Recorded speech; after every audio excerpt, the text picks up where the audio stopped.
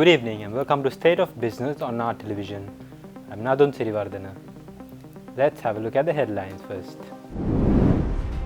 The controversy ends and the NPP wins the mayoral battle. Government commits to empower rural farmers.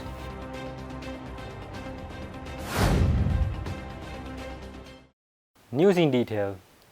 Raikali Balthasar of the National People's Power has been elected as the new mayor of the Colombo Municipal Council. The election was conducted through a secret ballot during the inaugural session of the council this morning.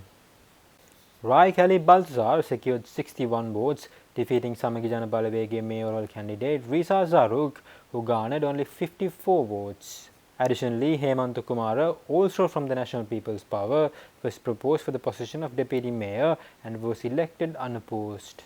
The NPP, which emerged as the largest party in the May 6 local government elections with 48 seats, lacked an outright majority in the 117-member council. The decision to conduct the vote via secret ballot came after more than an hour of deliberations among council members. The session was presided over by Western Province Commissioner of Local Government Sarangika Jayasundara during the council's inaugural session. Think tanks and political circles in the country discourse that Raikali Balthasar's election is a milestone for both NPP and Colombo's political history, as she is among the few women to hold the city's top municipal position.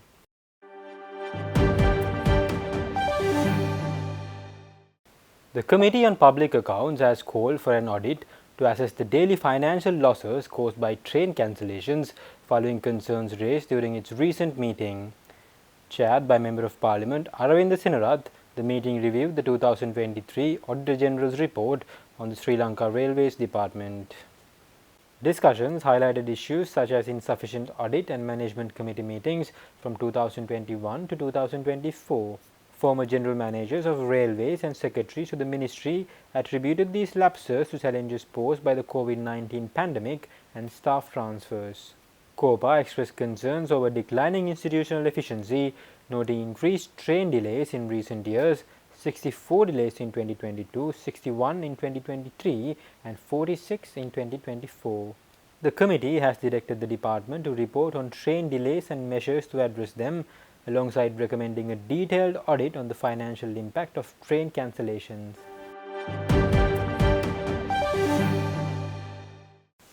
A transformative step towards modernizing Sri Lanka's public service was taken with a special workshop on artificial intelligence held at Temple Trees recently.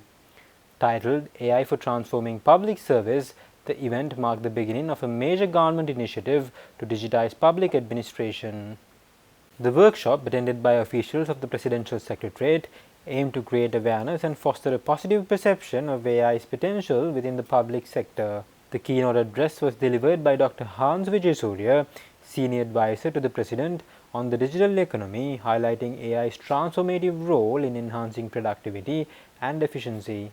Sanjay Karunasena, Executive Director of ICTA, addressed the participants, while ICTA board members Harsha Purasinghe and Samiza Besinghe led awareness sessions with practical demonstrations. The event was graced by senior officials including Secretary to the President Dr. Nandika Sanath Kumarnayaka and Senior Additional Secretary Roshan Gamage. Stay tuned, we will return after this commercial break.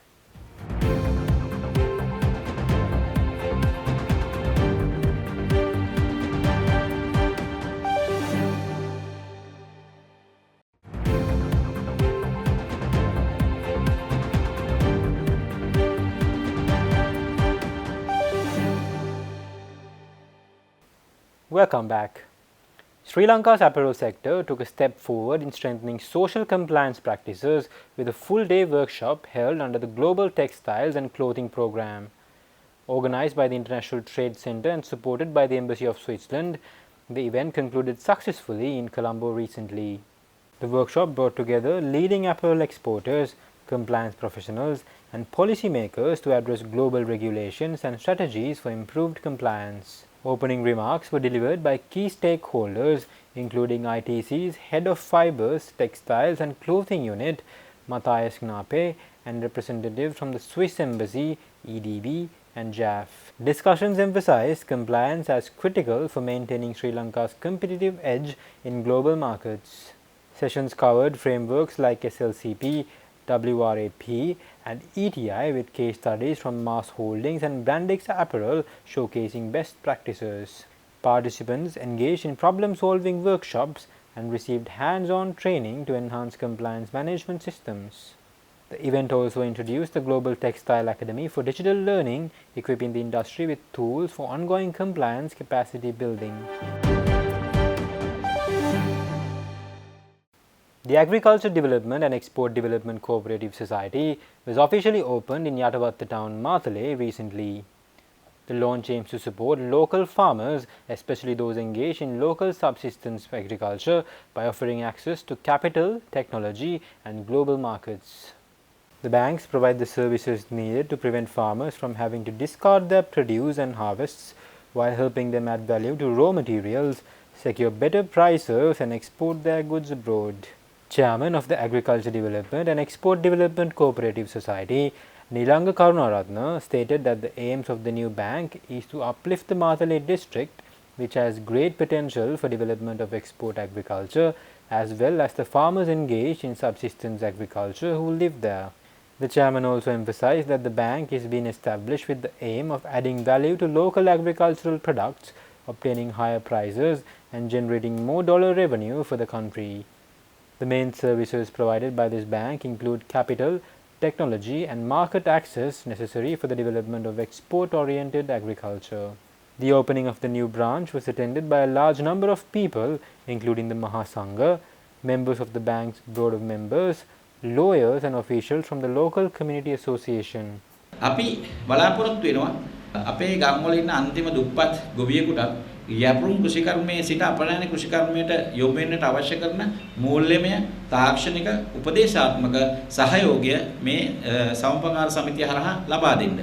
එතනදී කෙනෙකුට අවශ්‍ය නම් මුදල්මය වශයෙන් අපි මුදල්මය වශයෙන් යාට ණයක් හෝ වෙනත් ආකාරයකට ඒක ලබා දෙන්න ලෑස්ති වෙලා ඉන්නවා අපේ සමාජිකත්වයට මේ සමපකාරී සමාජිකෙක් බවට පත්වන කෙනෙකුට ණයක් අවශ්‍ය නම් එයාගේ අපනයන කෘෂිකර්මය සංවර්ධනය කිරීම උදෙසා.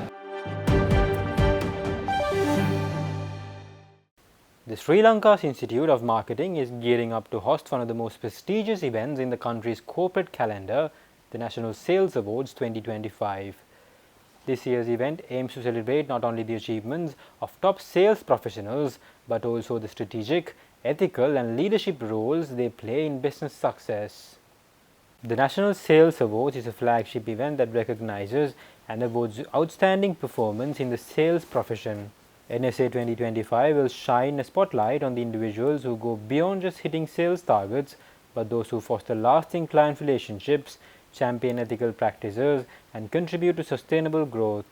This year's awards introduce new and improved categories, allowing for broader industry participation and setting new standards for recognizing performance across all sectors. The National Sales Awards also serve as a development platform, providing recognition, learning, and exposure for sales professionals at all levels. Despite market fluctuations and evolving consumer trends, Sri Lanka's sales professionals continue to adapt, innovate, and lead from the front. Slim National Sales Award is running unstoppable for over 2 decades, and of course it will reach more years in numbers in time to come. So this National Award ceremony is one of our 7 national events majorly that we organize in the calendar year, and of course this places a pivotal part in our hearts as well as in terms of careers of many sales professionals, where the winners of this award ceremony have gone on to lead corporates and gone on to be the C-level in this country. Stay tuned for the stock update.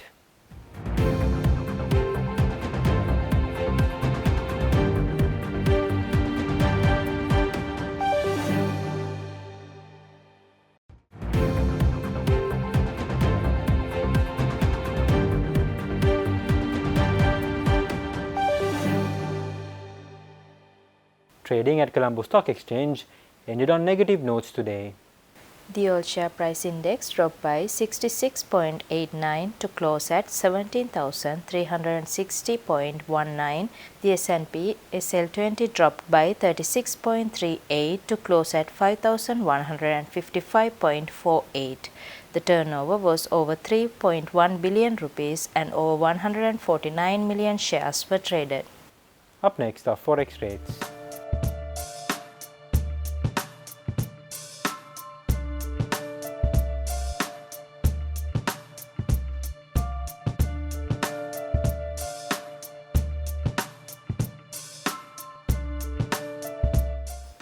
That's all our news for today. For this and more, subscribe to our channel on YouTube and follow us on Facebook. Take care and good night.